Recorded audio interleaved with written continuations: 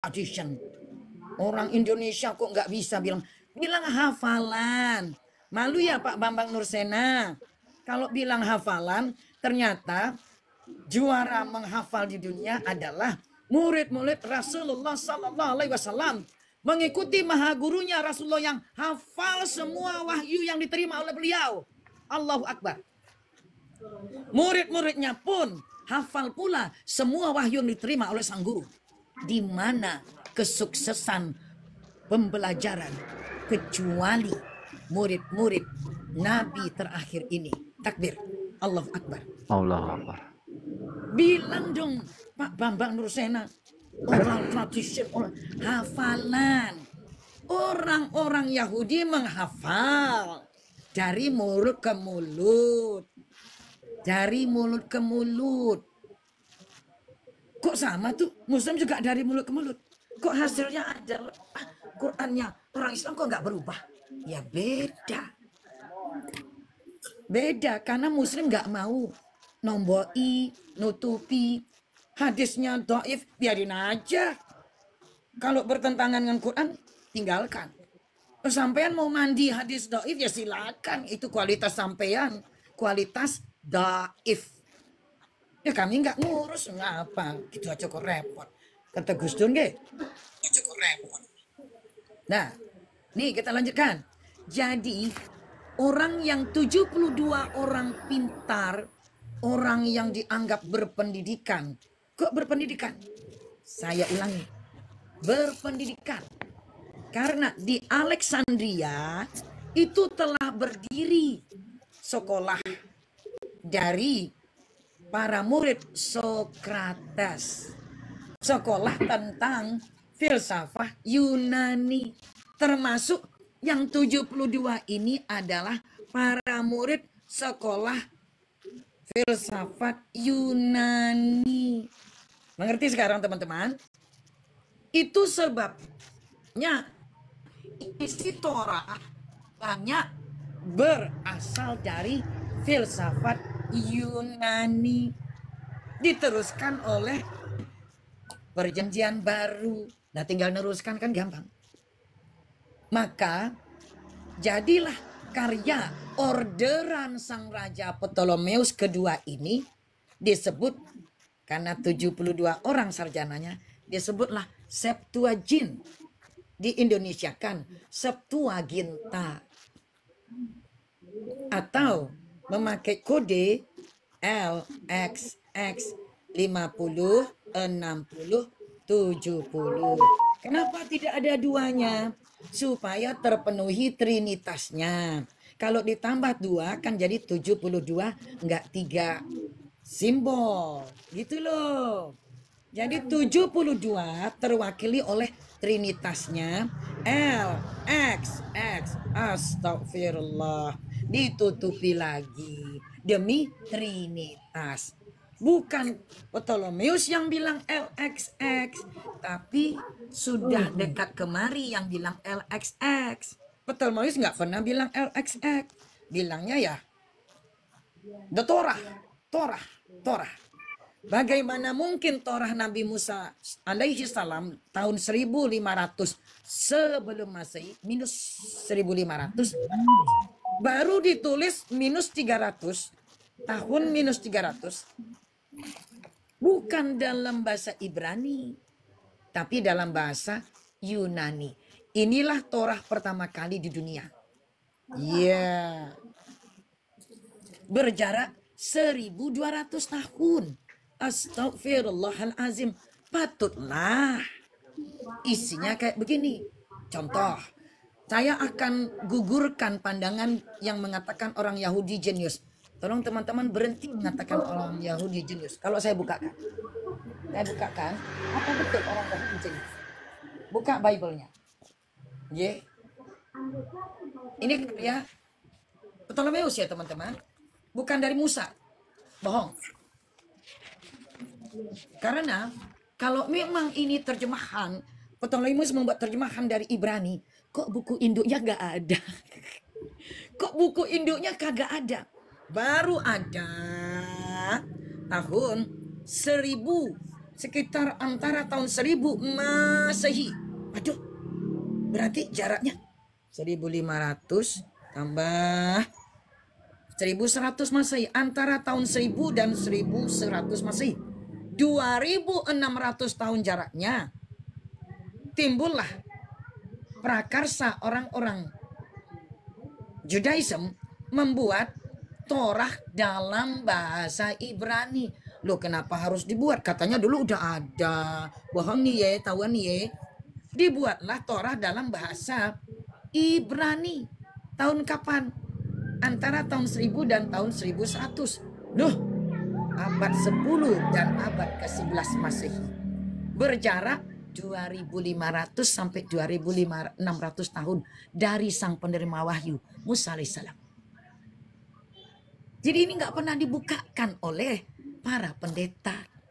Wajar kalau Bang Meme Bos lalu bersemangat mau baca yang lain nuduh. Aduh, yang kamu mau bacakan ya gini sejarahnya kok. Belum kita masuk New Testament, ini baru Old Testament. Alias Torah DKK. Torah dan kawan-kawannya. Yang 5 buku dari Nabi Musa itu serta kawan-kawannya. Maaf ini ketahuan nenek-neneknya keriput-keriput ya teman. Suara mungkin boleh lantang, kalau kulit tidak bisa. Tetap keriput. Ya sudah eyang-eyang putri. Kalau saya bersuaranya seperti marah, nanti cucunya bilang, eyang putri, ingat rambut. Nanti rambutnya menyala, ganti merah. Entar tuh rambut jadi menyala-nyala tuh eyang. Teman-teman Allah kita tidak lanjutkan. Allah tidak melihat fisik. Innallaha la yanzuru ila suwarikum wala ajsamikum walakin yanzuru ila qulubikum wa a'malikum. Masya Allah, subhanallah. Ini kita dapat ilmu lagi nih dari Abang Dah Haji kita, Masya Allah. Boleh tanya dulu Bunda? Halo, assalamualaikum. Assalamualaikum Bunda. Boleh tanya dulu nggak sebelum berlanjut pelajaran ini Bunda? Nanti kelupaan. Oh siap Abang Dah Sarjana Yohanes. Ya, terima kasih. Mohon maaf teman-teman semua. Saya tertarik sekali kajian dari Bunda Sumangkut ini. Beberapa tahun yang lalu kita pernah bincang-bincang malam-malam nih. Bunda. Inggih Abang Dah Sarjana, Masya Allah. Mudah-mudahan pencerahan ini baru ilmu baru bagi saya ini kan. Terbuka begitu. Mudah-mudahan dalam koridor yang kebenaran gitu ya. Ada pertanyaan saya Bunda. Saya baru kaget juga. Kok Torah itu pertama kali dibukukan pada tahun 300 sebelum Masehi ya. Pakai bahasa Yunani pula. Padahal harusnya kan bahasa Ibrani dulu gitu. Kenapa kira-kira orang-orang tahun 1100 Masehi. Jadi 2600 tahun jaraknya. Namanya Masoret. Ya. Kenapa kira-kira nggak dibukukan? Apa masalahnya? Apa karena orang Yunani itu udah bilang tadi nggak begitu cerdas gitu? Apa bagaimana bisa? Karena memang Yunani kalau pelajaran filsafat itu memang di Alexandria itu memang zaman Socrates atau apa memang lebih duluan gitu kan? Iya. Apakah itu karena Bunda? Apa karena hal lain kok dibukukan pertama kali malah pakai bahasa Yunani begitu? Kemudian baru tahun ini pertanyaan tingkat profesor ini. Ya. Gimana Bunda? Iya. Jadi ini yang tidak pernah dibuka teman-teman, karena ada skandal.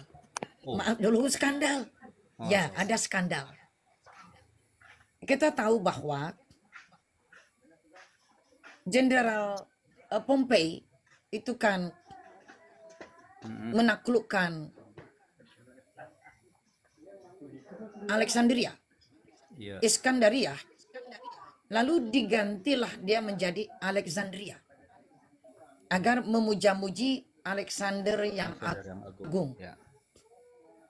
Ya. Dan ada skandal sebetulnya. Mengapa kok mau-maunya ini raja besar yang punya piramid di mana-mana, dengan teknologi jauh, tidak bisa dan tidak dilakukan oleh si Yunani, si Romawi. Kok maunya? Nah, ada udang di balik bakwan, yaitu Kaisar Ptolemeus kedua, sang Philadelphus ini menjadikan proyek orderan Bible Perjanjian Lama sebagai semacam down payment. DP. DP apa, Bun? Uang muka untuk meminta Kaisar Romawi menerima anak gadisnya jadi mantu Kaisar Kerajaan Besar. Bapak Pendeta, maaf ya, Anda nggak ada berita. Mas Jaya abadi di Bapak ya. Akhirnya ini semacam mahar. Mahar Kaisar Ptolemeus atau suapnya menyuruh Kaisar Romawi agar kita besanan dong. Iya, cia. Iya. Malah besanan yuk. Akhirnya memang jadi berperang dengan Kaisar Romawi. Akan tetapi, ada ceritanya gini. Ini kapan-kapan deh insya Allah. Jadi anaknya Raja Ptolemeus ini dikarenakan Kaisar Romawi menghina ayahnya. Maka ia pun mengancam cerai. Akhirnya ia pun betul minta cerai. Ia tidak mau lagi menjadi menantu Kaisar Romawi. Dia pulang ke Iskandariah atau Alexandria. Dan Ptolemeus menyiapkan pasukan menyerang Romawi. Skandal cinta.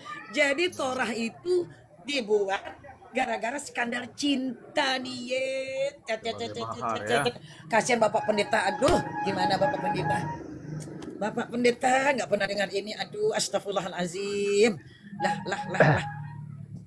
Gimana tuh Bang Sarjono, kaget ya?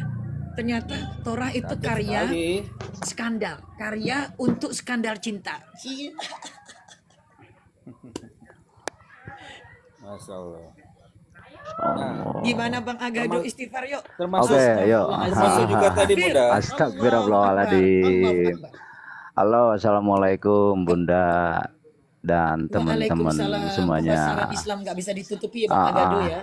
Iya, luar biasa, sebuah pencerahan dan penjelasan yang memang mungkin bisa dimengerti pula kenapa ketika misalkan kita, mohon maaf ya, kalau melihat di komal-komal sebelah juga mereka mengatakan ternyata ketika misalkan sudah dijelaskan sama Bunda yang pada akhirnya kita semua jadi tahu gitu latar belakangnya gitu ya, atau sebab musababnya gitu ya.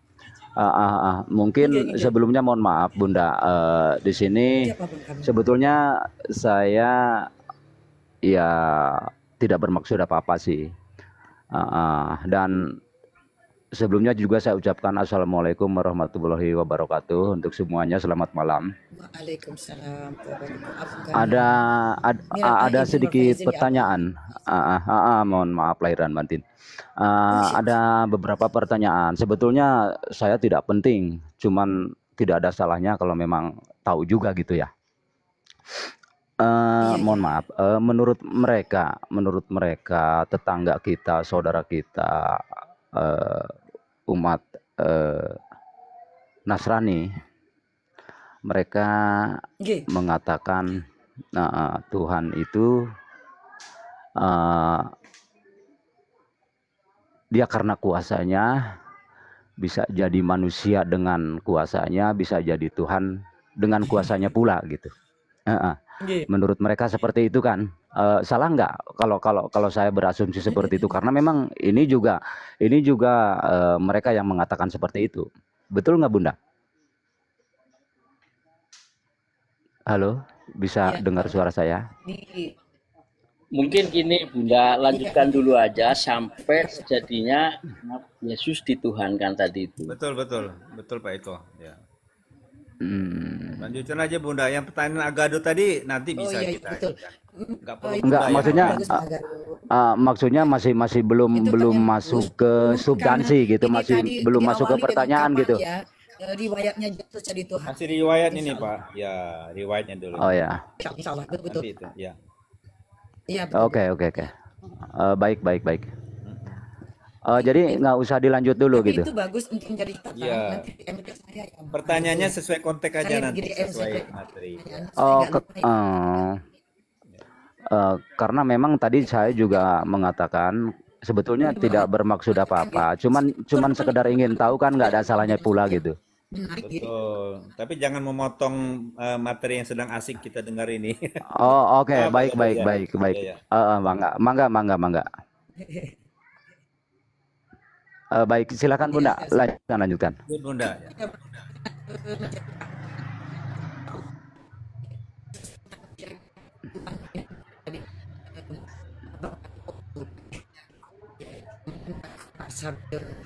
Takut.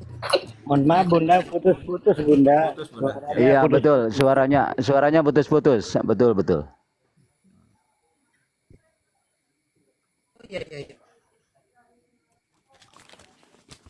Headsetnya mungkin Pindah dilepas dulu ya, aja Bunda teman-teman, kalau ya. pakai headset. Sekarang apakah masih teman-teman? Jelas Masih ya? Bunda. Atau kita? Udah, Iya. bagus. Udah cakep sekarang. Baik. Jadi Cakep tadi ya, saya Bunda. katakan bahwa contoh bagaimana Torah ini ditulis oleh orang-orang yang menginterview orang-orang Judaism, orang Yahudi. Lalu hasilnya dibuat dalam bahasa Yunani.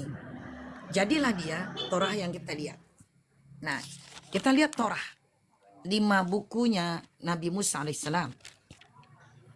Kita lihat mereka meletakkan Genesis sebagai buku pertama. Lalu Exodus. Lalu Imamat dan seterusnya sampai yang Ulangan. Ada 5. Apakah betul bahwa Nabi Musa itu pertama terima wahyu adalah ini? Bukan. Tidak mungkin Nabi Musa 40 hari 40 malam beliau alaihi salam begitu turun dari Bukit Sina yang ada di Saudi Arabia sekarang beberapa kilometer dari Madinah, di luar kota Madinah. Kan Madinah dulu urutannya Jazirah Arabia. Jadi kalau dari sini itu ke di Jazirah Arabia. Nah ini ke Madinah dulu baru ke Mekah. Nah, tidak mungkin dan memang tidak demikian. Wahyu pertama kali bukan Genesis teman-teman.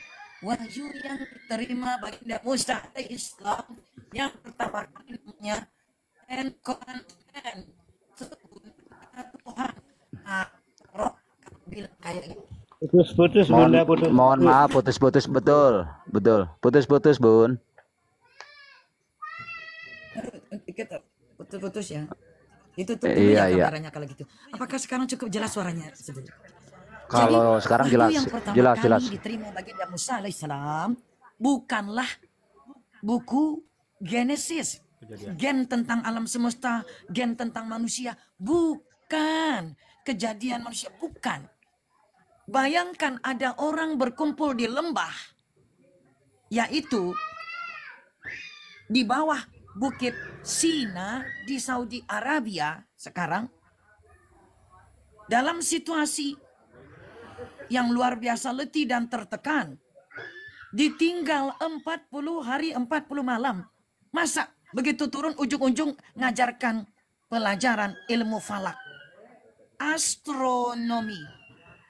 Pada mulanya Tuhan menciptakan langit dan bumi. Ini adalah redaksi pihak ketiga. Loh memang ini pihak-pihak kesekian ini. Orang di Mesir, di Iskandaria, Alexandria. Kaisarnya kaisar Mesir. Bukanlah orang dari rabai-rabai Yahudi. Betul. Bohong. Jika pertama turun itu adalah Bible ini. Itu pembohongan publik. Sangat jelas pembohongan publik. Bukan ini wahyu pertama.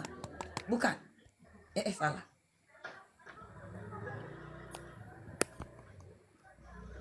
Bukan Genesis atau keluar kejadian. Bukan. Ngapain ngurus gen alam semesta, gen manusia? 40 hari 40 malam ditinggal, lalu turun. Saudara-saudara bangsa Israel, marilah kita belajar astronomi. Katrok, itu koplak. Bang Jaya Abadi, maaf ya, ini pembohongan. Pertama kali Tuhan memberikan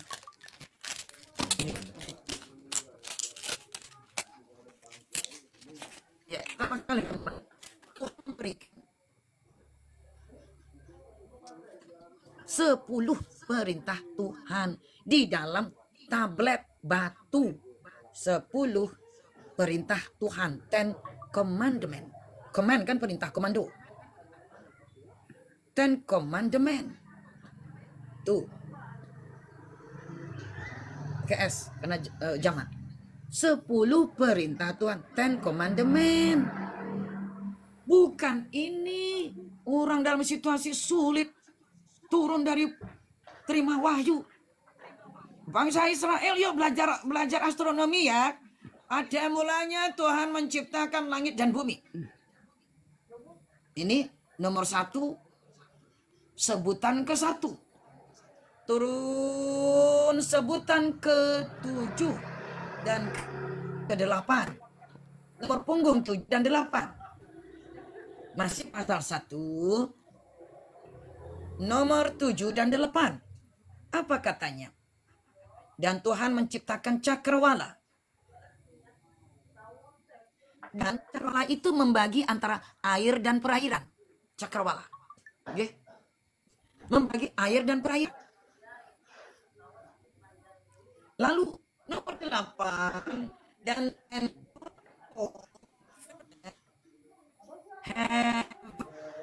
Tuhan cakrawala itu sebagai langit.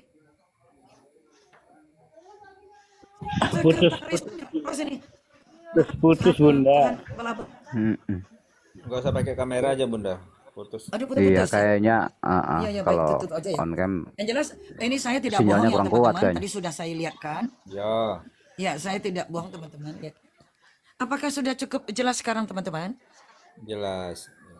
Jelas. Jelas aja. Ternyata pada nomor 7 dan 8 Tuhan menciptakan langit. Padahal tadi nomor 1 katanya Tuhan menciptakan langit pertama kali. Langit dan bumi. Kenapa nomor 8 Tuhan menciptakan lagi langit? Ini Tuhan pelupa atau Tuhan yang tidak jenius? Bohong kalau orang Yahudi itu jenius.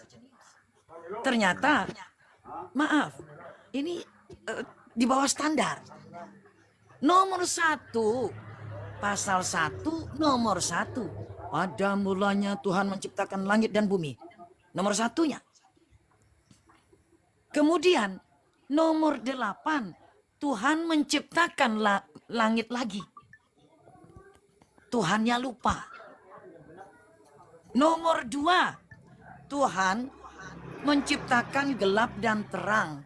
Yang terang itu dipanggil siang. Yang gelap dipanggil malam. Turun nomor 19, 18 dan 19. Hari keempat, Tuhan menciptakan 2 bola. Bola cahaya. Bola yang paling besar disebut matahari. Yang agak kecil disebut rembulan. Loh. Dan itu terjadi pada hari keempat. Loh. Katanya tadi hari pertama sudah ada siang dan malam. Loh kok sekarang matahari dan rembulan baru hari keempat. Ini cerdas atau apa ini namanya teman-teman? Iya. Jadi Bunda, Betul. bisa tidak kita simpulkan Bunda bahwa tulisan itu wahyu itu bukan dari Musa terima, mungkin bukan Musa yang buat. Oh, memang bukan. Nah, Kan siapa Raja kira Ptolemeus. yang buatnya kira-kira siapa Bunda ya? Tuh nggak pernah belajar ilmu bumi apa gimana? Heran ya. Ya. Jadi orang Yahudi ternyata tidak cerdas. Ini proyek Kaisar loh, Kaisar Ptolemeus. Bukan acangan, bukan abal-abal. Seorang Kaisar Ptolemeus membuat proyek. 72 sarjana, orang ahli bahasa Yunani. Lalu mereka menginterview orang-orang Yahudi. Coba menurutmu gimana ya itu Torah itu gimana? Lalu Untung bukan mereka Sarjono, pun Bu. Sarjana. menyampaikan. Bukan Sarjono, Bu, ya. Oh ya sarjana. Betul. Kita lanjutkan. Mudah-mudahan kamera bisa dibuka sekarang. Kita lanjutkan. Setelah peristiwa ini apa yang terjadi? Nah, keren ini. Setelah peristiwa ini apa yang terjadi?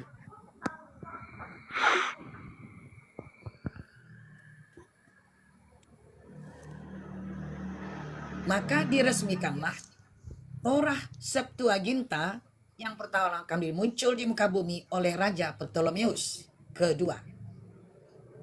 Sampai 0 Masehi kita loncatkan saja. Berbagai kaisar, ini ada perang. Akhirnya perang ini. Perang Raja Ptolemeus melawan Raja Romawi. Kenapa? Skandal cinta anaknya yang dicerai oleh yang minta cerai dari Kaisar Romawi. Karena Kaisar Romawi Antoni itu menghina bapaknya. Jadi dia tidak terima lalu cerai. Akhirnya Ptolemeus juga tidak terima, perang. Nah, itu di sini tuh. Perang macam-macam. Kita lanjutkan aja. 0 Masehi. Ada yang lucu. Ada yang mengatakan Raja Herod atau Herodes itu katanya 4 tahun sebelum Masehi. Jadi min 4 SM sebelum Masehi. Ya sebelum 0 ya. Ini 0 teman-teman ya, 0 Masehi. Katanya raja itu di sini. Yang catatan lain lagi, oh bukan, itu 4 sesudah Masehi. Oh, ya sudahlah. Mengapa ini penting? Karena disinilah informasi dari Bible Sang Kristus lahir. Jadi ada yang bilang min 4 sebelum Masehi atau 4 sesudah Masehi. Nah, kenapa? Karena ditandai meninggalnya Raja King Herod atau Herodes kata kita itu tanda lahirnya Yesus. Kok gitu? Nah iya kan Maria pulang dari Mesir. Katanya menurut Lukas cuma 2 yang cerita tentang kelahiran Yesus. Nah nanti kita yang ini saya tandai. Yang ada jembatannya ini. Nih. Yang ini kagak. Yang ini kagak. Nih. Nah teman-teman. Jadi yang saya kasih jembatan ini yang cerita. Tapi cerita Matius beda, cerita Lukas beda. Tentang lahirnya Sang Kristus. Yeah. Setelah Sang Kristus itu meninggal. Tidak berada di muka bumi tahun 33 Masehi. Nah di sini. 33 Masehi. Masehi sudah. Ternyata mulai tahun 50 sampai dengan tahun 65 kayak G30 SPKI Masehi, disinilah tokoh Saulus yang ketika penyakit ayamnya kambuh dalam perjalanan ke Damaskus, ia melihat penampakan. Itu pun kata 2 orang ini. Yang satu bilang, oh kedengaran kok ada suara. Tapi yang konco-konconya tidak mendengar suara. Oh yang ini bilang, oh enggak ada dengar suara. Nah bagaimana? Aduh suaranya kecil sekali ini ya. Ya, baik teman-teman. Abaikan saja Bunda, abaikan saja. Lanjut Bunda. Siap. Bang Jaya Abadi di bawah. Kok abang langsung kena demam berdarah ya bang? Kena tetanus mungkin ya bang? Berobat dulu ya Bang Jaya Abadi. Sampean ini kasihan kena tetanus. Ini takut kejang-kejang bang. Berobat ya bang ya sebelum kejang-kejangnya datang. Yang ini. Jadi ketawa nih Bunda. Emang Jaya Abadi rada aneh. Iya dari dulu gitu-gitu aja. Toko Ya, bangunan. ini teman-teman. Jaya Abadi itu nama toko bangunan. Betul, Oh, di tempat betul, saya bener. juga itu nama toko bangunan. Kok sama ya? Ya kalau yang Nah, namanya tokoh mana mungkin apa namanya apa siapa sih Jaya. iya ya. Jadi teman-teman, mulai tahun 50 inilah si Saulus itu dikabarkan katanya insya. Katanya, coba kita lihat. Pertama kali di sini nih. Nih di sini dikisahkan dalam buku KPR. Katanya KPR itu dari Lukas. Tapi terlalu cepat kita memakai nama mereka ini. Mending kita ikut sejarahnya saja dulu.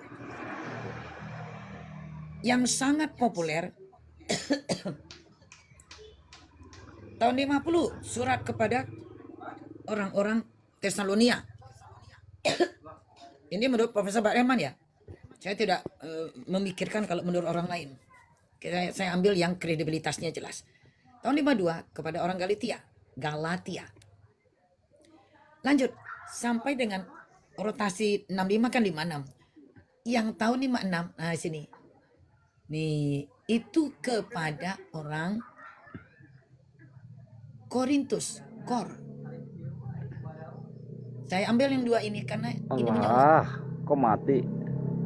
56. Yang 57 di sini. 57 Roma. Roma. Dalam Bible bentar. Yang Roma ditulis dulu. Tahun berapa teman-teman Roma? 57 ya. Yes. Lalu setelah Roma, Korintus. Korintus tahun berapa teman-teman? 62. 56. 56 atau 62 tadi? 56. Oh 56. Ya. Kita lanjutkan. Oke. Setelah ini datanglah fase penting. Ditemukan. Wah, yang benar Bun. Iya, nemu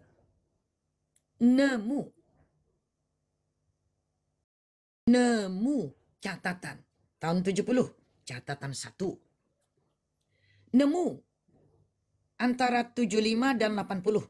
Maka saya kasih jembatan. Saya kasih kawat bersambung. Nemu lagi M2 dan L. Nemu lagi tahun 95. Nih. Yoh. Tidak ada nama. No ID. Terus ini tidak tahu temunya entah di dusun mana, di kota mana, ya. Dan yang nemukan siapa? Tidak ada catatan. Catatannya tidak ada nama. Sekali lagi ini namanya nemu teman-teman. Tadi kan dikatakan Paulus, kami kedapatan. Nemu. Inilah catatan nemu. Lalu sampai di sini, pada tahun 180 Masehi, berarti butuh 2 abad untuk menemplokkan. Saya pakai istilah nemplok. Kalau dalam bahasa Jawa itu ini dinding. Sudah dipasang batu bata. Lalu ditompelkan, dilemparkanlah nama ke sana. Plok, plok, plok gitu teman-teman. Ambil semen, cemplung. Ambil semen, cemplung. Ini namanya ditemplokkan. Saya nggak tahu istilah yang tepat kalau dalam bahasa Indonesia, lupa ini sudah. Untuk mencari Itu ditemukan Bunda. Ya. Halo, ditemukan itu dalam bentuk manuskrip atau catatan-catatan? Catatan. Oh, catatannya. Ya. Orang yang tidak dikenal. Jadi Bible itu berasal dari catatan nemu orang-orang yang no ID, tidak ada identitas. Kalau ini diterapkan di zaman sekarang, maka rusak suatu bangsa. Rakyat di suatu bangsa tidak memakai identitas. Maka saya berani mengatakan, seluruh pendeta di Indonesia telah melanggar Bible-nya. Kok gitu? Pendeta Indonesia pakai ID. Pakai lisensi. Oh, Anda melanggar Bible ini. Harusnya Anda nggak perlu pakai. Nggak perlu pakai KTP, nggak perlu ini, nggak perlu pakai nama. Setiap orang Kristen pakai nama, melanggar Bible-nya. Maaf. Betul apa? Betul ya teman-teman. Kita lanjutkan. Oke. Butuh 200 tahun atau 2 abad untuk menempelkan, nempelin nama, membubuhkan nama. Nggak pakai baptis kan? Jadi menempelkan nama. Yang pertama disebut Mbah Markus tahun 70. Yang M2 disebut Uncle Matius. Yang L disebut Om Lukas. Yang Yoh disebut Pak Le Yohanes. Apakah betul mereka? Tidak. Saya berani katakan kualitas bangsa Indonesia jauh lebih tinggi daripada kualitas masyarakat di Yerusalem dan sekitarnya kala itu. Bunda jangan sembarangan. Bun gimana? Ya kenapa? Kalau di Indonesia, ini saya tanya nih. Yang saya temui dulu sewaktu masih naik turun podium. Abang Dahaji Dani. Saya dulu bagian dari Mubalighah Ikatan Masjid Indonesia. Koordinator IKMI, Koordinator Wilayah Riau. Anak organisasi dari Dewan Dakwah Islamiyah Indonesia. Jadi naik turun mimbar. Oke. Bunda ingin bertanya, Bunda? Oh silakan Abang. Oke. Saya ingin tanya menurut penjelasan Bunda tadi di tahun ke-50 ya. Saat Saulus menulis surat. Menulis suratnya itu didapatkan ini ya. Antara jeda waktu sampai tahun ke-200 65. itu, sampai tahun 65 itu kan hanya catatan-catatan tanpa identitas itu ya. Dan tidak ada kitab sucinya. Belum ada kitab sucinya. Ya. Kira-kira siapa yang menulis ini ya? Yang penulis Alkitab Injil, keempat Injil itu? Nah ini dia. Kita sedang dalam itu. Ini teman-teman. Jadi di sana yang ini sama yang ini.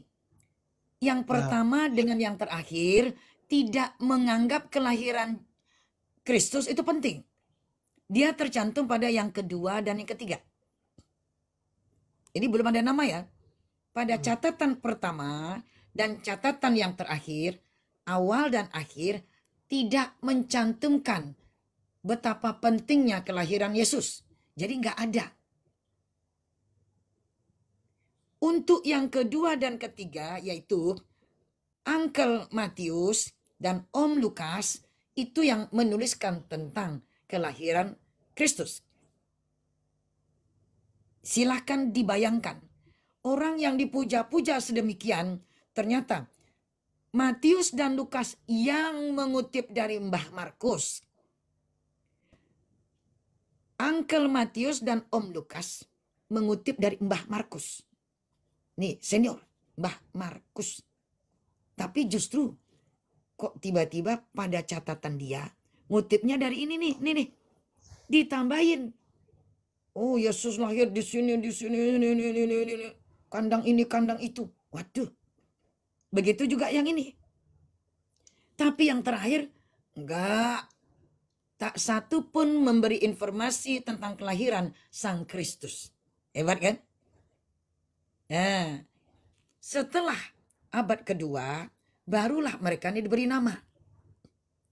Dan belum disebut kitab suci. Belum. Dikasih nama saja. Pertanyaan, dari mana ya Saulus yang jadi Paulus dapat dasar-dasar tentang Tuhan dan nabinya? Kalau ternyata Bible-nya belum ada. Kebayang nggak kalau isinya ngawur? Pokoknya Tuhan tuh yang Maha Kuasa, ya Tuhan udah. Yang lainnya tentang hal syariat, hukum-hukum, yang ngawur. Kenapa? Buku hukumnya belum ada. Inilah kitab suci, buku suci. Jangan bilang kitab suci lagi teman-teman. Kitab itu bahasa Arab dari Al-Quran itu. Enggak. Buku suci. Inilah buku suci yang telat. Buku sucinya terlambat datang. Baik yang Old Testament, perjanjian lama, dan sekarang perjanjian baru. Apa betul ini namanya perjanjian lama? Tidak. Mereka saja ketika di sini, apa namanya nih Bun? Ini saat pengumpulan. Oh, bahasa anak sekolahnya ini namanya clipping. Di clippinglah mereka menjadi satu tanpa ada keterangan dapat dari mana, nemunya di mana, ini riwayatnya siapa, tidak ada. Di clipping aja pokoknya jadi satu, jeblok. Yang lama dan yang baru. Ensemble inilah di abad ketiga Masehi. Persoalan, bagaimana mungkin ada orang bisa tulis baca, tapi tidak dikenal orangnya. Dari sisi populasi penduduk, apakah dulu lebih padat penghuninya atau sekarang yang lebih padat? Saya tanya teman-teman. Sekarang yang lebih padat mudah. Sekarang, ya oke. Mudah-mudahan suara aku sudah jelas. Sekarang yang lebih padat. Iya. Mudah-mudahan suara sudah jelas. Jadi Abang Pamanda Dance, apakah berkenan Bunda dijadikan moderator? Mungkin kita tutup dulu Bang Ros, bentar dulu ya. Kalau di Indonesia, pada saat saya dulu naik turun mimbar, berceramah ke daerah-daerah terpencil, kadang naik pompong 2 jam, 3 jam, 4 jam, itu saat beristirahat atau saat baru datang, itu ada penyambutan, artinya ada orang panitia menyambut kedatangan Bunda untuk dibawa ke suatu rumah tetua masyarakat. Rumahnya itu berjenjang, rumah panggung. Ternyata sudah berdiri orang-orang di depan muka rumah Pak Haji dan Bu Haja ini. Rupanya orang yang berdiri itu berdiri di tangga menunggu karena tidak ada orang di dalam rumah atau yang di dalam rumah itu bukanlah sang tuan rumah. Menunggu, lalu kami naik. Saya tanya, Pak Haji, Bu Hajah, itu kayaknya sudah banyak kedatangan tamu menunggu. Aduh maaf saya jadi tidak enak. Sampean berdua jadi tertunda. Ini sudah ditunggu orang. Oh enggak apa-apa itu Ibu Ustazah. Itu orang yang minta diterjemahkan surat yang dapat dari luar negeri. Mereka nggak bisa tulis baca. Ada juga yang minta tolong bagaimana mengisi formulir dari negara. Mereka nggak bisa tulis baca. Bahkan dari kampung lain mengenal Pak Haji ini. Kalau di Indonesia, orang yang bisa tulis baca dikenali sampai ke kampung-kampung lain. Orang berpendidikan di Indonesia dikenali. Saya ulang. Kalau di Indonesia, dalam suatu kampung ada orang yang pintar tulis dan baca, maka namanya harum sampai ke kampung sebelah. Betul apa betul?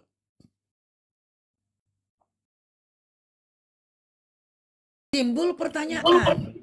Benar Bunda, kalau zaman dulu seperti itu. Benar sekali. Nah, bagaimana mungkin tahun 2000 tahun yang lalu yang orangnya nggak sebanyak sekarang, kok tidak tahu ini tulisan siapa? Coba bayangkan, saya mau menggiring pemahaman kita. Kalau memang ia sedemikian, maaf, Bible adalah karya masyarakat terbelakang.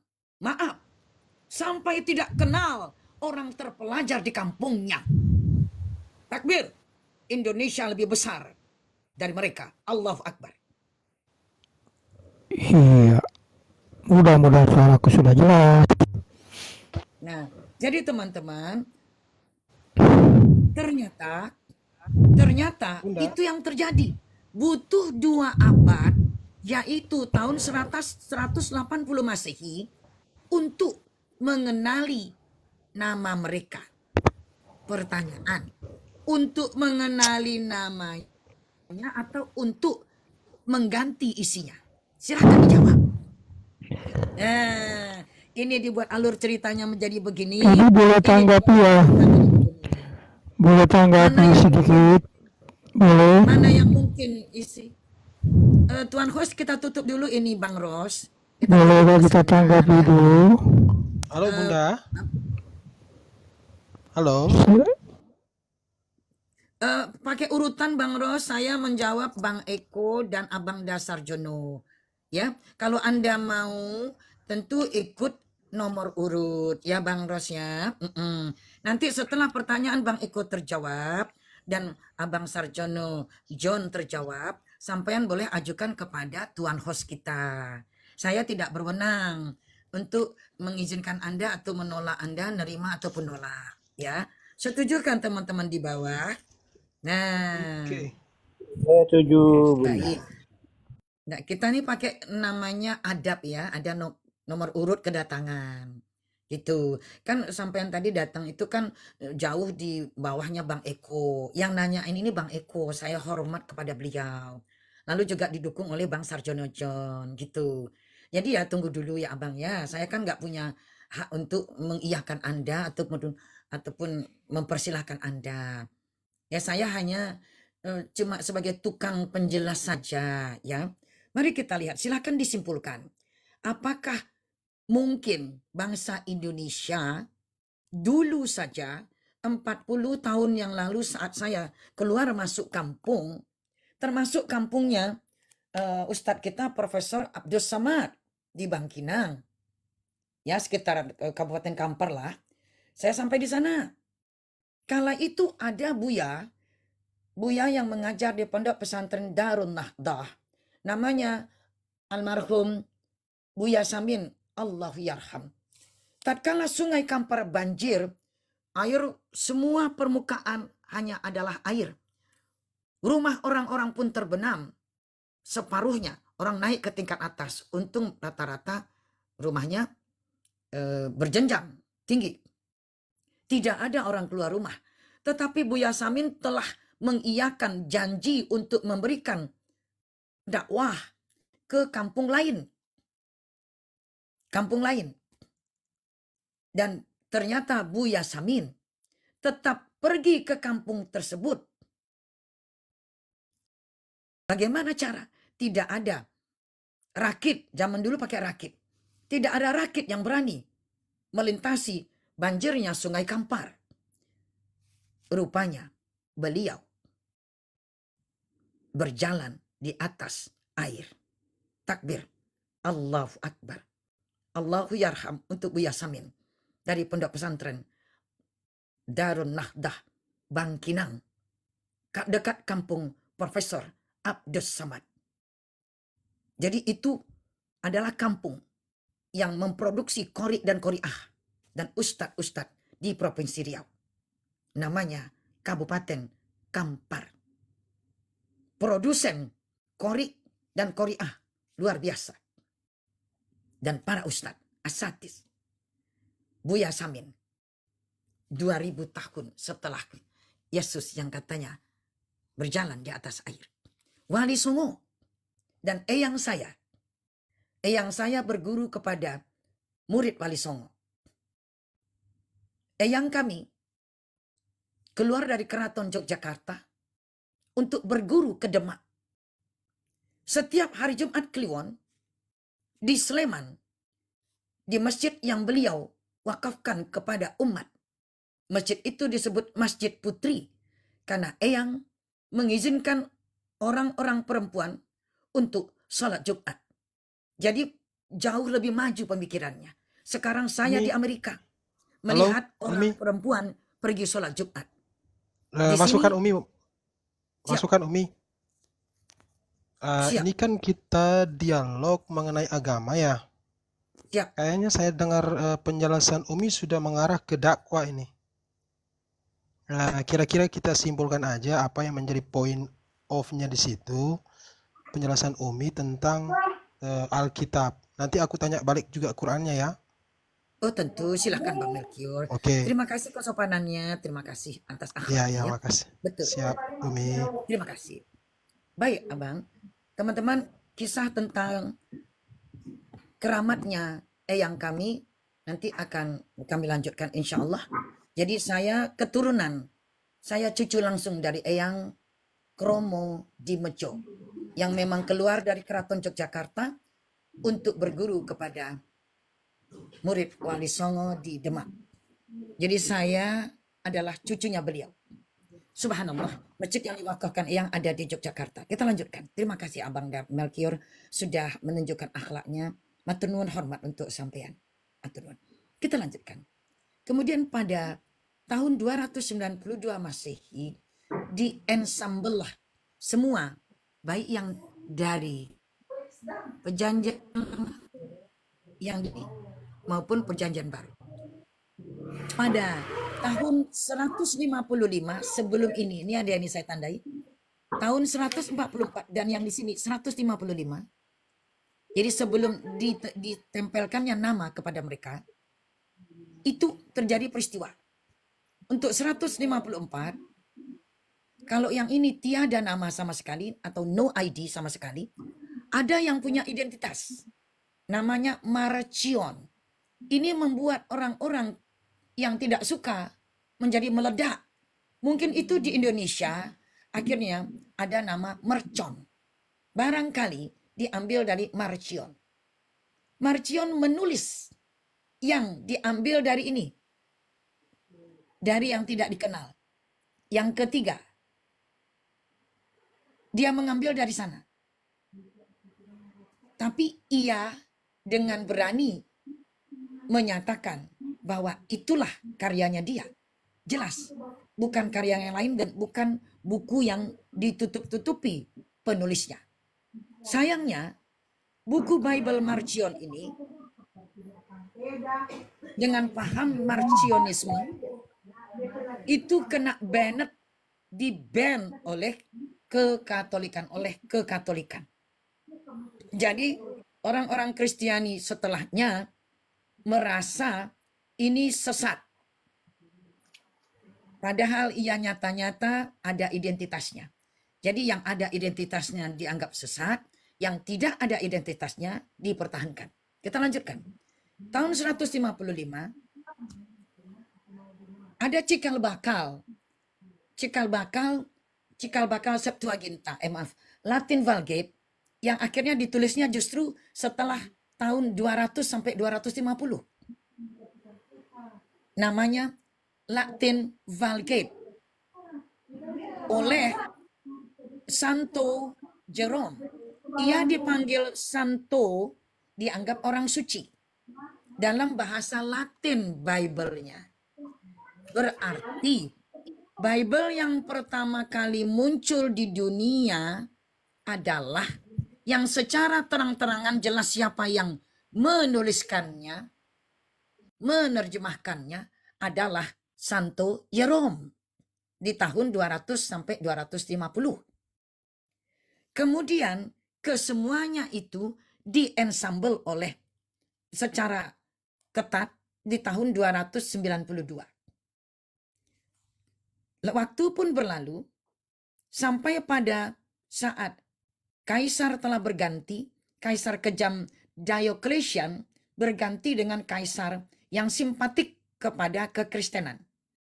Namanya Konstantin.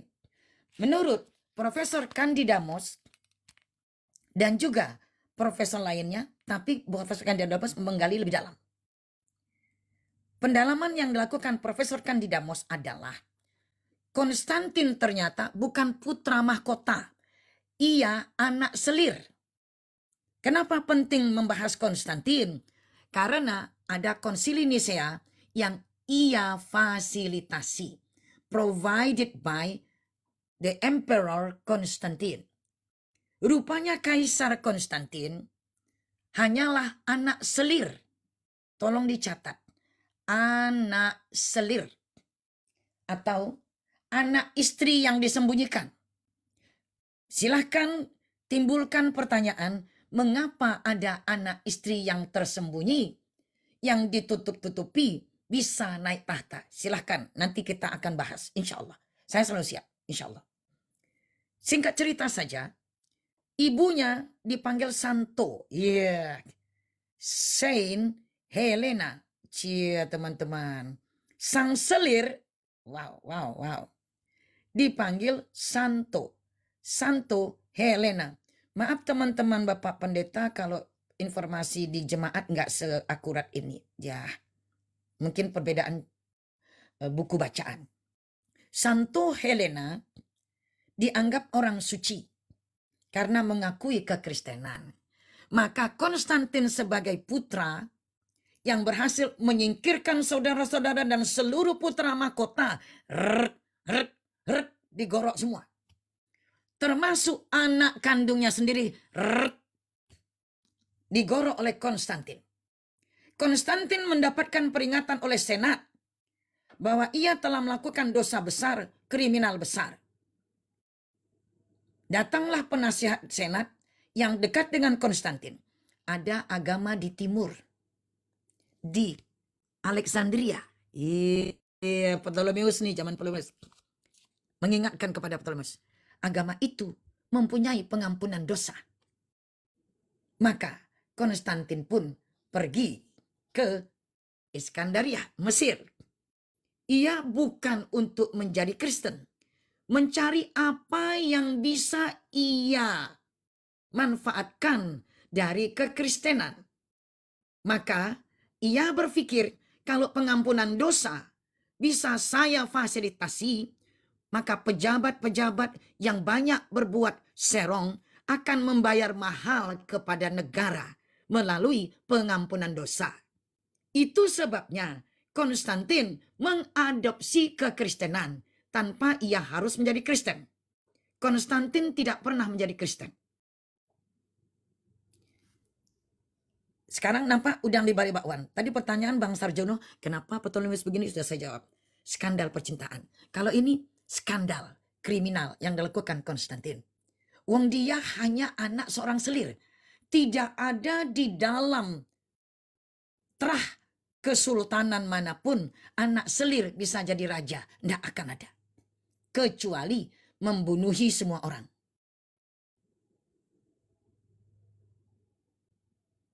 Masya Allah. Jadi mohon maaf lahir batin. Konstantin meninggal pada tahun 340 Masehi. Dengan karya terbesar Konsili Nisea. Di mana disinilah Yesus dinobatkan sebagai anak Tuhan. Baru anak Tuhan.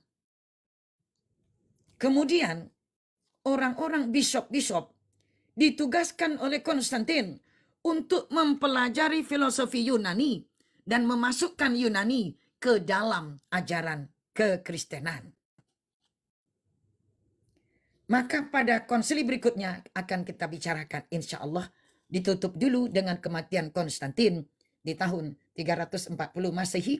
Insya Allah saya tutup dulu. Kita beri kesempatan yang ingin bertanya, monggo. Atau saya kembalikan hormat saya dengan segala hormat ya kepada Tuan host. Karena ini juga pertanyaan dari Abang Dah Haji Dani. Apakah cukup puas dengan penjelasannya Abang Dah Eko dan Abang Dah Haji Dani? Saya kembalikan, monggo. Oke, terima kasih Bunda ya. Sangat luar biasa penjelasan Bunda Sumangkut yang memang talentanya mengajar. Dan pada saat ini saya berikan kesempatan bertanya ya.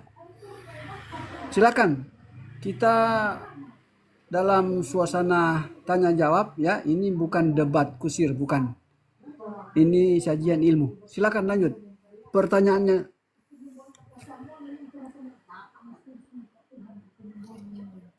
Ya kalau nggak ada yang bertanya, saya nih yang melanjutkan nih. Ya. Monggo Abang Dah Haji. Monggo Abang Dah Haji. Saya ingin bertanya. Ini saya Ibu Sumangkut. Tadi kan baru sampai di Konsili Nisea baru diangkat sebagai anak kan gitu toh. Injih.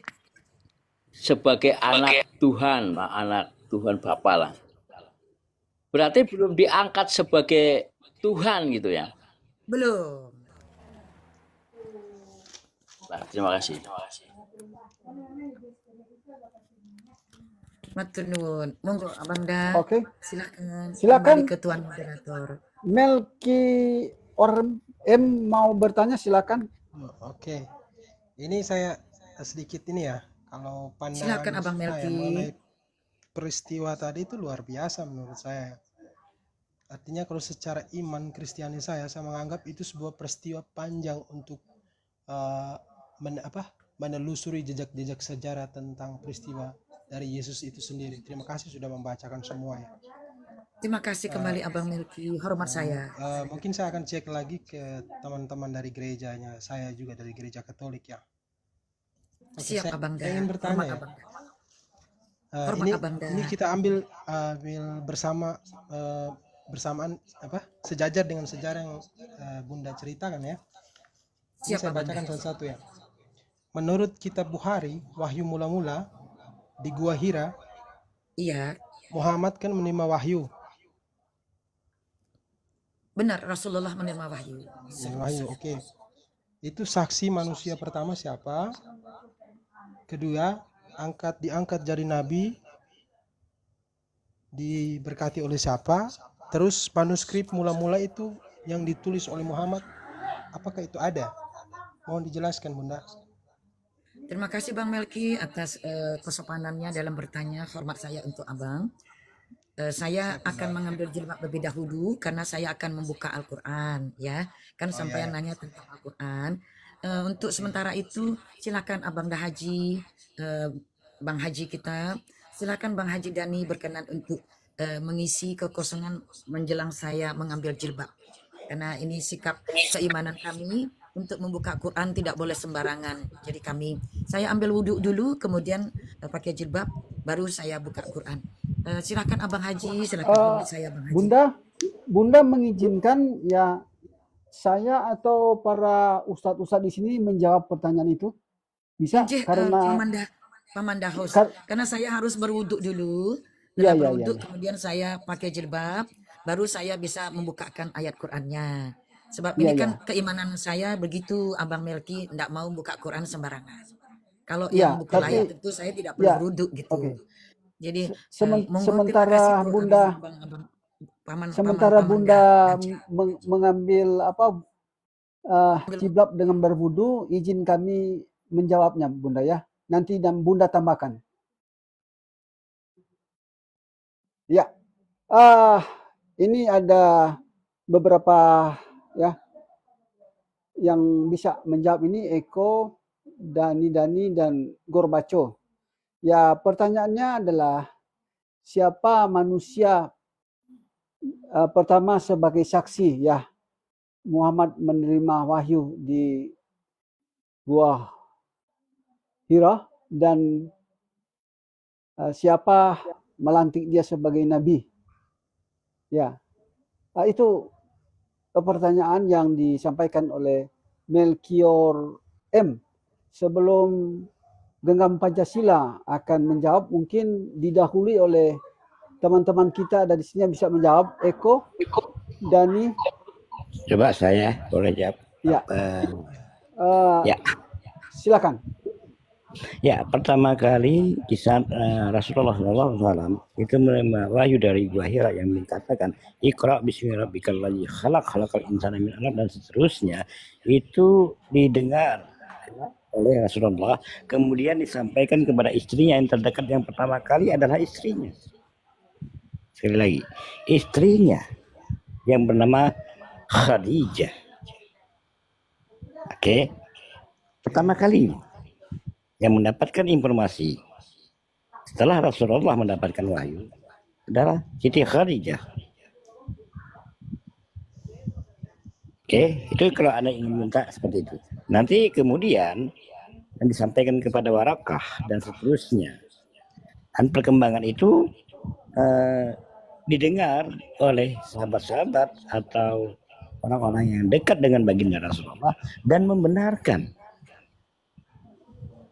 Nah, itulah bentuk kesaksian dan bukti yang kita potong kompas saja, sehingga orang-orang yang memusuhi Rasulullah pada awalnya menjadi beriman. Itu salah satu bukti nyata juga kalau kebenaran tentang kenabian baginda Rasulullah bisa diakui kebenarannya. Itu hanya potong kompres saja, ambil titik poinnya. Ini yang lain melanjutkan, silakan. Oh ya, jadi telah dijawab ya oleh saudara kita bahwa yang menjadi saksi, manusia pertama yang menjadi saksi pertama Istrinya. adalah istrinya. Lalu kedua sahabat. sahabat-sahabatnya termasuk Barokah dan teman-temannya Barokah. Dan dari sisi ya sumber itu ya termasuk Allah serta malaikat Jibril ya yang yang pemberi atau sumber wahyu itu sendiri ya walaupun Jibril sebagai perantara antara Allah dengan Nabi Muhammad SAW, Jibril juga termasuk saksi ya. Walaupun Anda meminta yang saksi itu adalah manusia, ya memang sebagai saksi istrinya tentu dan sahabat-sahabatnya. Ya. Oke. Mungkin Pak Dani atau Gobarco yang pertanyaannya yang kedua, siapa yang melantik Muhammad sebagai nabi? Ya. Oke, mungkin gini Pak, nanti Bu Sumangkut lah ya yang melantik. Saya jawab tentang penulisannya. Jadi sebenarnya itu dicari di Google juga bisa itu penulisan kapan sejak. Tapi Al-Quran ini diturunkan dengan tradisi hafalannya dari Nabi Muhammad disampaikan kepada sahabat. Tetapi juga dituliskan, tapi belum dalam satu buku. Ya dalam lembaran-lembaran ya belum terbentuk dalam satu buku. Nah, yang terkenal adalah penulisnya Zaid bin Sabit kan, penulisnya itu ya keponakannya beliau. Singkat cerita kan itu turunnya sekitar 22 tahun sekian bulan sekian hari digenapkanlah 23 tahun. Pada zaman Abu Bakar, Khalifah Abu Bakar, terjadi peperangan dengan nabi palsu ya kalau nggak salah itu. Siapa namanya lupa saya. Nah, banyak penghafal Al-Quran yang meninggal, sekitar 70 lah. Nah, di situ sahabat Umar mengusulkan kepada Abu Bakar untuk ini dibukukan gitu ya, Al-Quran ini. Karena kalau nanti pada meninggal semua yang hafal Al-Quran berarti susah, hilang juga kan gitu. Pada awalnya sudah sahabat Abu Bakar tidak setuju karena Nabi tidak memerintahkan gitu kan. Tapi mungkin karena memang itu Allah sudah menjanjikan untuk dipelihara ya, mungkin itulah hidayah. Akhirnya setuju dan itu dituliskan dalam satu bentuk buku. Itu dipimpin oleh kalau nggak salah ya Zaid bin Sabit itu sebagai penulis dan penghafal Al-Quran yang lain sesuai perintah Nabi Muhammad urut-urutannya. Dan selama sebelumnya sudah diperintah oleh Nabi Muhammad urut-urutannya seperti ini gitu ya. Dimulai dari Al-Fatihah ini.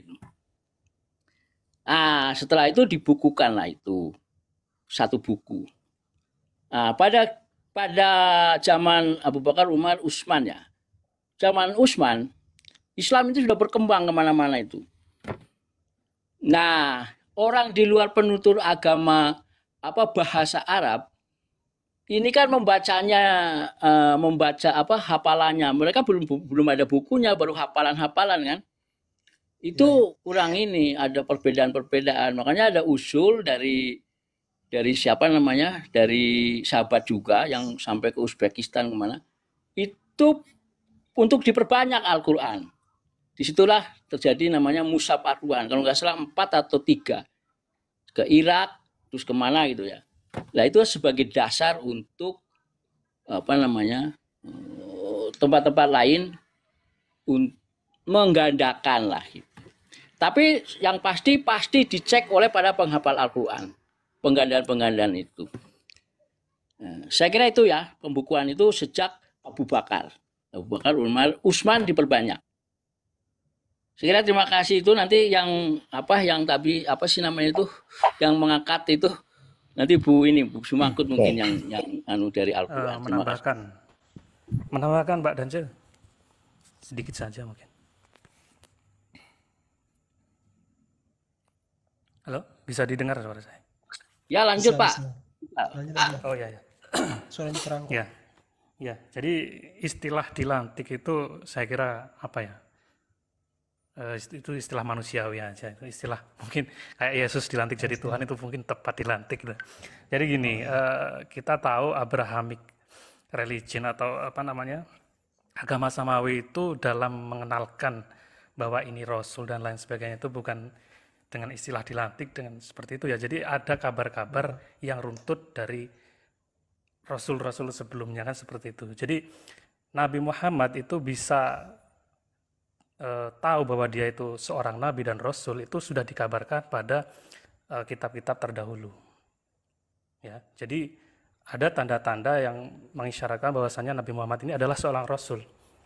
Ya, ya memang kalau secara teknisnya seorang Nabi itu jadi nabi ketika dia diperintahkan kan sebetulnya berkomunikasi dengan ciptaan untuk diperintah ajaran tertentu itu fix dia seorang nabi.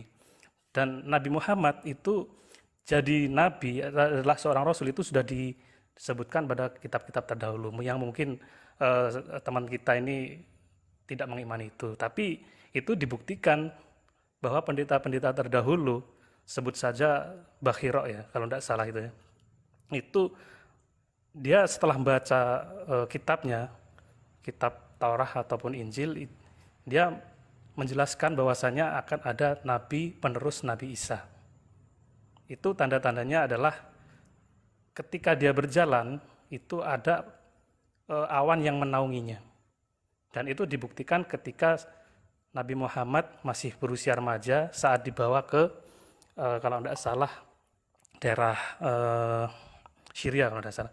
Itu dibawa oleh Abu Thalib, dibawa ke sana dan itu terbukti ada awan yang menaungi dia dan memanggil anak muda itu Muhammad tersebut, disebutkan ke Abu Thalib bahwa ini adalah nanti akan menjadi nabi.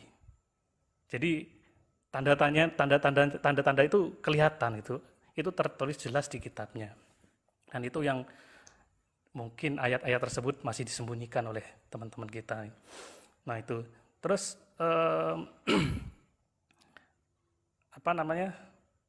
terkait penulisan teknis Al-Quran, memang tadi disebutkan oleh teman-teman kita, memang benar bahwasanya ada sahabat-sahabat kita yang sudah menulis. Kalau tidak salah di sini ada 4 ya. Ada Zaid bin, ada Ubay bin Ka'ab, Zaid bin Harisah dan lain sebagainya itu. Jadi memang Al-Quran itu berbeda dengan Bible, khususnya Gospel itu memang Al-Quran turun langsung ditulis. Nah, saksinya apa yang ada di sekelilingnya Muhammad. Kalau dari sisi samawinya ada Jibril, kalau dari sisi manusiawinya ada keluarga-keluarganya, istrinya, dan disebutkan tadi benar ada jadi Warokoh itu adalah kakek, ada keturunan dari kakek dari istri Nabi yang bernama Siti Khadijah, dan itu mengiyakan bahwasanya ia itu adalah dari Allah. Jadi saksi-saksi itu jangan ditanyakan lagi, memang sudah ada di sekelilingnya Nabi Muhammad itu adalah semua saksi. Ya, jadi itu. Oke, saya tambahkan ya tentang melantik yang dinarasikan oleh Melchior ya. Allah sendiri yang melantiknya berdasarkan pesan dari Allah ditujukan kepada Nabi Muhammad melalui malaikat Jibril. Apa bunyinya? Di dalam surah Al-Mudaththir yang mengatakan kum fa'anzir wa rabbukum fakabbir. Artinya apa? Ya ayyuhal mudaththir, hai orang yang berselimut. Siapa yang berselimut? Yaitu Nabi Muhammad SAW. Waktu di saat ketakutan, waktu menerima wahyu pertama di Gua Hira itu, yang tentang Iqra bismi dan seterusnya itu sudah kita pahami. Kemudian Allah juga melanjutkan ayatnya, ya ayyuhal mudassir kum fa'anzir, hai orang yang bersebut, kum bangunlah, fa'anzir sampaikanlah. Nah, di saat bahasa disampaikanlah inilah detik-detik Rasulullah Sallallahu Alaihi Wasallam untuk diangkat menjadi Rasul Allah, untuk menyampaikan apa informasi yang diberikan Allah kepada Nabi Muhammad melalui malaikat Jibril. Contoh, saya seorang pejabat dilantik oleh atasan saya, tetapi yang melantik saya adalah menteri, mengatasnamakan menteri saya melalui pejabat atasan langsung saya. Nah, begitulah teknisnya, mekanisme yang Allah berikan sehingga dicontoh oleh manusia. Jadi yang melantiknya tetap Allah, termasuk saya sebagai pejabat. Yang melantik saya tetap menteri saya. Paham? Nah, itulah mekanismenya. Makanya dalam ayat Al-Quran mengatakan, ya ayyuhal mudassir kum fa'anzir wa rabbukum fakabbir. Besarkan nama Allah, muliakan nama Allah, tinggikan nama Allah. Nah, itulah saatnya, detiknya. Terima kasih. Saya sesuai dengan pertanyaan, menjawab sesuai dengan pertanyaan. Terima kasih.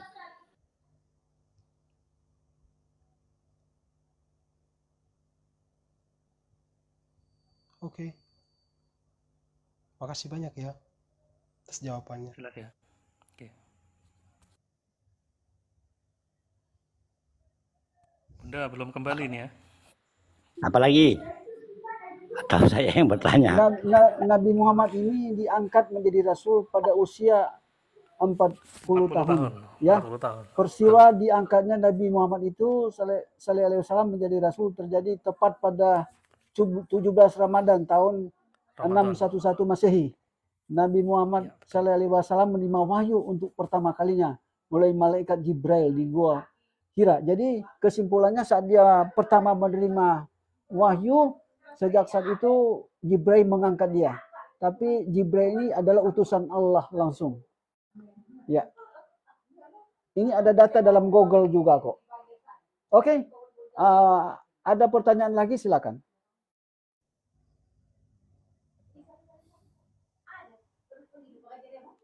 Ya, silakan bertanya tapi pertanyaan yang edukasi. Ya, kalau nggak bertanya Mekol, saya yang bertanya.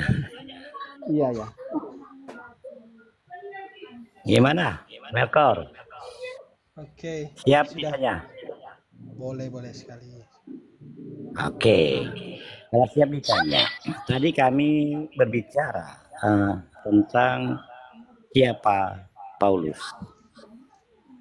Saya hanya bertanya, apa yang dikatakan Yesus ya, yang menyatakan, apakah ini sebelum saya membuat statement, saya ingin bertanya aja dulu.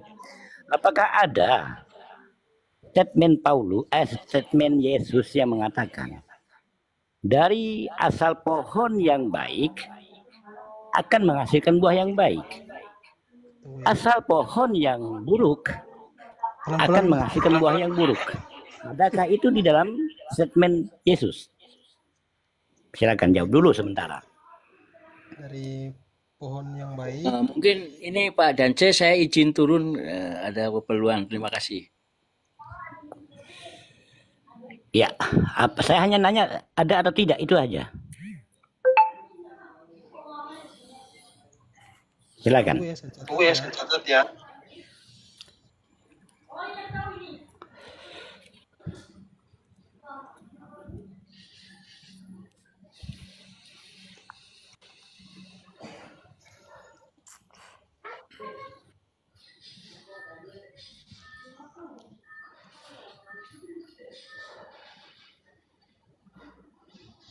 Kami bersabar menunggu. Yang penting pasti dan pasti.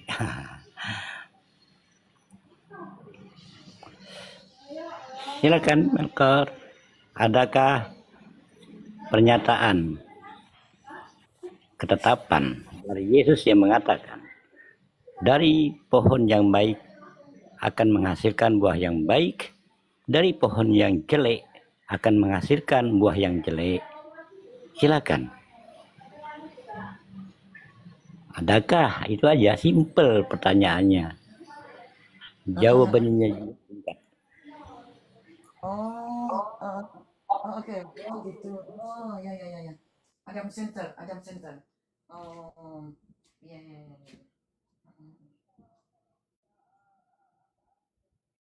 Di Matius 7 ayat 17 ya.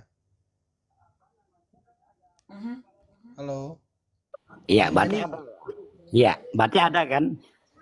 Berarti kalau ada, pertanyaan saya lanjutannya. Pertanyaan saya lanjutan.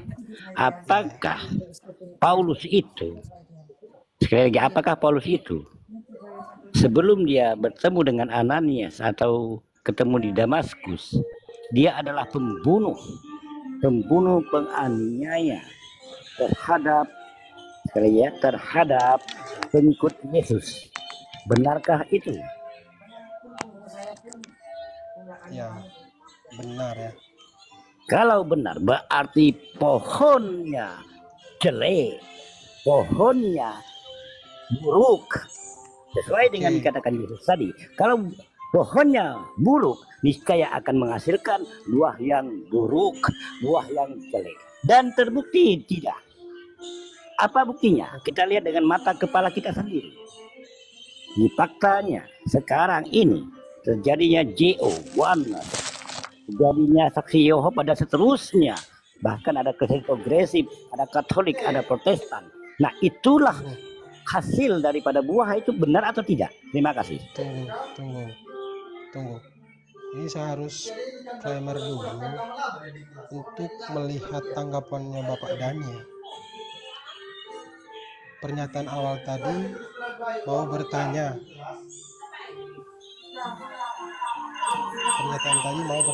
Jadi saya sudah menjawab. Dan ini ditambah lagi menambal dan mengartikan dengan sendirinya. Artinya mau dilihat dari segi pertanyaan tadi sudah bisa dipahami tentang karakter. Suaranya dinyaringkan lagi ya. Untuk Melki or M dinyaringkan suara, tidak jelas suaranya. Hermampar itu agak news. Mohon maaf, Hermampar itu news itu badan. Hermampar mau tolong dimatikan mic-nya.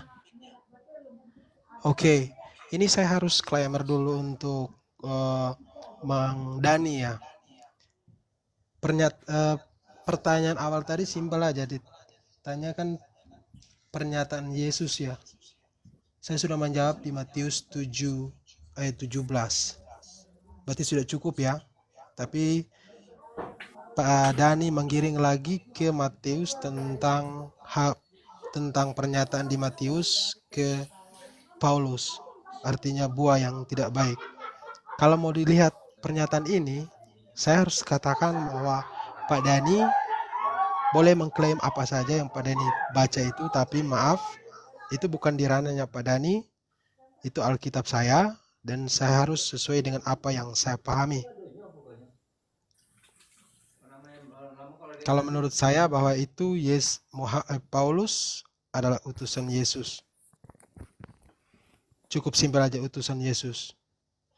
Ini menurut sejarah yang saya terima kemarin, saya baca sempat dari teman-teman juga dari tunggu ya, saya cek lagi ya. Takutnya salah lagi, soalnya ada catatan juga kemarin ya. Menurut sejarah ya. Kalau saya balik, siapa yang melantik Paulus jadi utusan Yesus? Itu Yesus sendiri. Pas Paulus menerima penglihatan ke arah Damaskus. Ada buktinya enggak? Kalau bukti sama seperti Muhammad tadi, sahabat-sahabatnya. Mana? Ada ayat-ayatnya mungkin? Mesti ditanya lagi ayatnya? Soalnya ada yang bilang kalau Paulus itu ketemu Yesus gitu. Ya, bukan yang seharusnya itu pertanyaan bagus juga ya, keren juga. Cuma karena ini yang datang sendiri kepada Paulus ini adalah Yesus, meminta Berarti dia tidak pernah untuk ketemu ya? melayani. Iya, bukan tidak pernah ketemu, tapi Yesus yang mendatanginya. Tuhanku Yesus yang mendatanginya. Tahun berapa mungkin? Tahunnya mungkin Kalau di atas 33 berarti kan Yesus sudah mati ya. iya. Gimana Itu caranya orang mati peristiwa. ketemu? Oke. Bagus juga. Orang mati bisa bertemu orang hidup ya. Itu sangat bagus juga. Cuma kan ini kan Iya, lihat dari bisa dijelaskan. hakikatnya. Ya, lihat dari hakikatnya itu kedatangannya. Roh orang mati itu tidak bisa ketemu dengan orang yang hidup. Iya, itu menurut dari pandangannya Bapak sendiri dari sana, dari pihak Muslim kan. Tapi Iya, saya kalaupun meyakini ada berarti setan itu. bukan setan. Menurut Silakan. Bapak memang bilang setan, ya silahkan. Itu disclaimernya Bapak. Kalau saya, Oh ya, ya makanya saya mengatakan minta Yesus adalah bukti. Tuhan. Minta bukti itu dari itu yang dilihat itu Yesus itu. Iya, Yesus yang dilihat oleh Paulus. Bahkan buktinya di pengajaran-pengajarannya tentang di pengajaran ke Galatia, surat-suratnya ke Galatia, Roma, Korintus. Semua itu surat-surat Paulus semua yang ditulis untuk jemaat di sana. Ya. Sedangkan yang ditulis Itu itu bukan- bertentangan dengan ajaran sebelumnya. Itu tidak bertentangan. Itu pandangannya Bapak berdasarkan analisa Bapak sendiri dari pihak Muslim ke Kristen. Kalau dari Kristen Kalaupun saya sendiri, sama mungkin masih ada, kalaupun sama, kalaupun menggenapi, menyempurnakan Taurat, itu ajaran-ajaran sebelumnya tidak ditinggal. ada yang tertinggal mungkin ya, mungkin Bapak sendiri yang mengklaim itu ya. Kalau dari saya sendiri sih enggak sih. Tidak ada bermasalah dengan Alkitab saya tentang ya, perjanjian lama, perjanjian baru. Itu tidak ada bermasalah dengan saya. Apa Yesus minta itu kitab dituhankan itu kitab setelah saya. ketemu Yesus, setelah ketemu Paulus? Ya, Apa Yesus minta dituhankan ketika ketemu Paulus itu? bukan diminta, tapi Paulus menyadari bahwa yang datang kepadanya itu adalah Tuhan. Ada narasi Paulus sendiri bukan menyembah Yesus loh. Iya, kalau tidak ada narasi, kalau misalnya Paulus menyembah Yesus berarti benar. Paulus menyadari bahwa segala perbuatan jahatnya itu telah mendapat pengampunan dari Tuhan. Bunda Semangkut masih. Halo teman-teman seluruh semuanya. Maaf, Mohon ada Bunda. ya ada telepon tadi tentang bagaimana jemaah di sini ya. Maklum, masjid yang dekat dengan kami ini jemaahnya 5.000 orang. Jadi untuk sholat Jumat, kebetulan saya saya terganggu perutnya.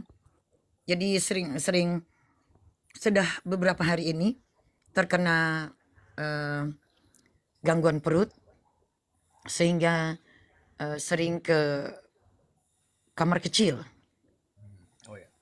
Itu sebabnya wuduknya sering lepas. Wuduk sering lepas.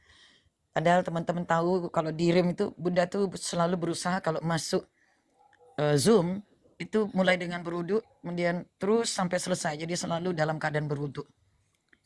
Kalau pas ada gangguan kesehatan begini wuduknya jadi sering lepas. Kalau ada gangguan perut gas sering keluar sehingga sering lepas wuduknya. Itu tadi saya minta izin untuk berwuduk dulu. Dan karena suasana sini dingin itu harus memanaskan air lebih dahulu. Jadi maaf kalau memakan waktu. Ditambah lagi ada telepon dari jemaat. Apakah kami akan sholat Jumat atau tidak.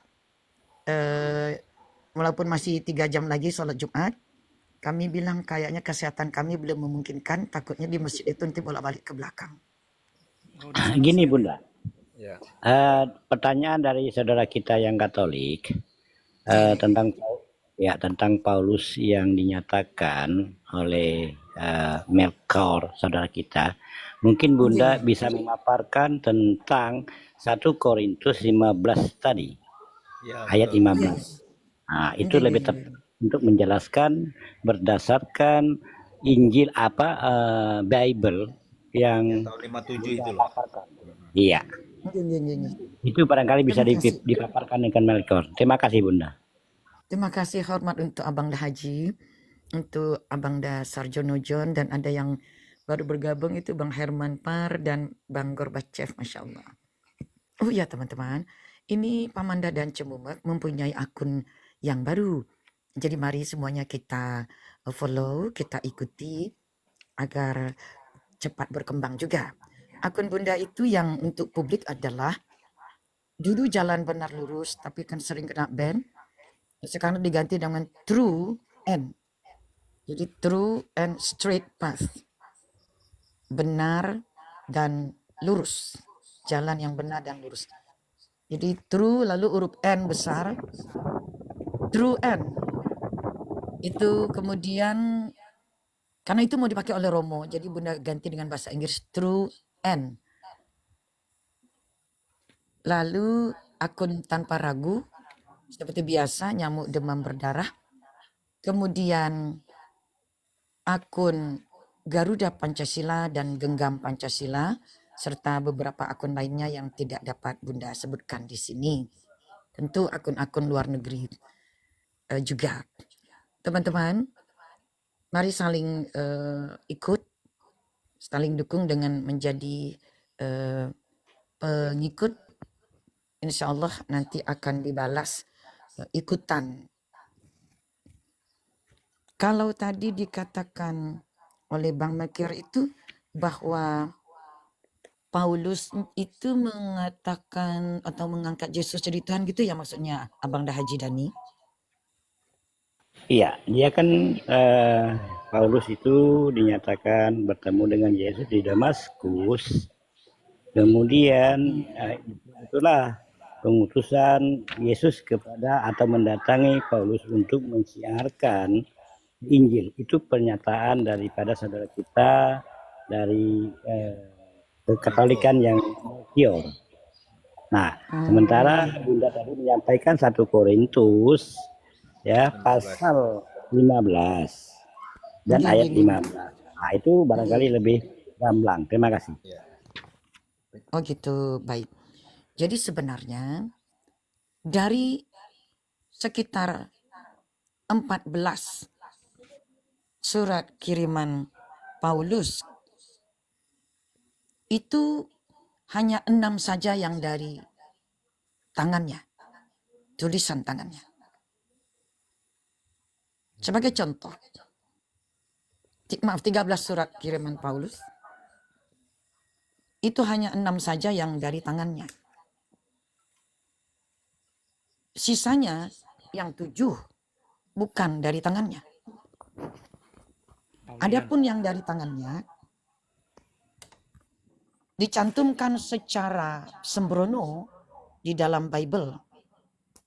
Karena sejak dari yang dikanonkan pun dikanonkan secara sembrono. Artinya tidak menghormati Mbah Markus sebagai yang dikutip oleh pendatang berikutnya, yaitu Matius dan Lukas. Saya katakan sembrono karena di dalam Bible Lukas dipanggil Santo. Saya ulang. Lukas ditulis Saint Luke atau Santo Lukas.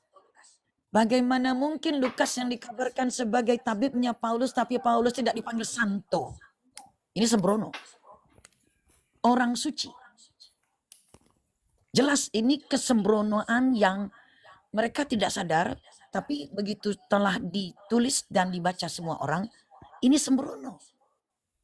Masa yang ngobatin dipanggil Santo? Sang gurunya yaitu Paulus tidak dipanggil Santo. Oh no. Namun sebelumnya saya ingin menyampaikan sedikit mengutip tadi ayat-ayat telah disampaikan secara jauh. Saya mendengar dari jauh ini ketika Abang Dah Haji menyampaikan dalil mengapa Nabi Muhammad menerima wahyu, beliau sallallahu alaihi wasallam. Kemudian disampaikan juga oleh Abang Dah Sarjono, lalu Abang Dah kita yang lainnya. saya ingin menyampaikan bahwa satu, kalau di luar keislaman, dalam kekristenan, itu memang semua boleh serba tabrak lari. Lukas yang justru tukang ngobatinnya, tabibnya dipanggil santo, ditulis santo. Sementara Paulusnya tidak ditulis santo. Santo Matius, Santo Markus, Santo Lukas, Santo Yohanes. Walaupun urutannya Santo terbalik. itu tabib ya Bunda? Santo artinya orang suci. Wong suci. Orang suci. Jadi sang tabibnya dipanggil tukang ngobatin luka-luka, dipanggil uang suci. Sang gurunya enggak dipanggil uang suci. Warahmatullahi Ya, wabarakatuh. Waalaikumsalam. Waalaikumsalam warahmatullahi wabarakatuh. Ya, lanjut, lanjut. Ya. Our lovely brother Barakah. Is it good? Is it Bunda, very good to see you, itu brother? ya, alhamdulillah. Assalamualaikum semuanya. Pak Dhani juga yang baru bergabung beberapa waktu yang lalu belum ada di sini. Tapi kadang-kadang Pak Dhani bergabung juga ya. Dan Pak Sarjono, Bu Bajab dan semuanya. Bunda, saya mau nanya itu yang disebut santo di mana itu ya Bunda ya? Nah, saya buka ini baru mau dibuka. Siap-siap. Ya, apa? Sebelum Bunda melanjutkan, apa yang disampaikan oleh Bunda itu tentang akun saya yang kedua ini akun baru. Kenapa saya buatkan akun kedua yang nama Mr. Dance ini atau Mr. Dance Momuk? Karena akun saya yang pertama ini sering di-banned dan sering di-report. Jadi saya buatkan akun kedua yang saya besarkan ini. Nah, ini masih sedikit ya. Sebetulnya belum layak dia live. Itulah sebabnya sekiranya berkenan kita saling follow. Ya. Masya Allah. Ya, oke.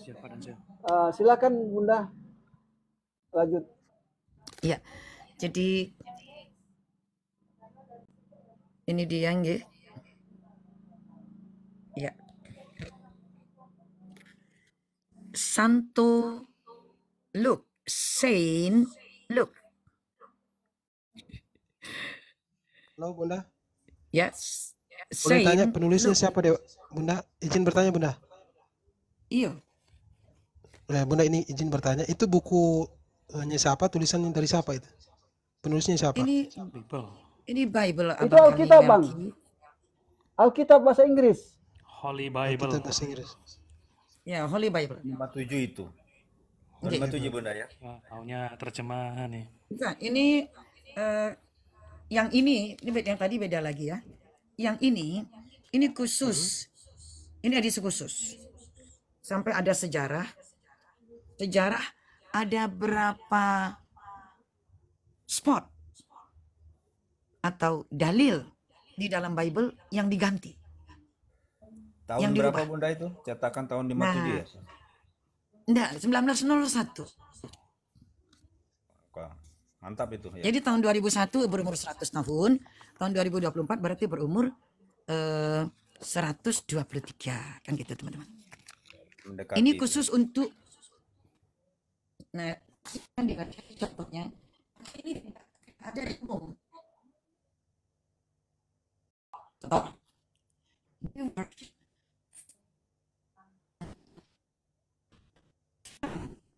Putus-putus Bunda. Putus Bunda.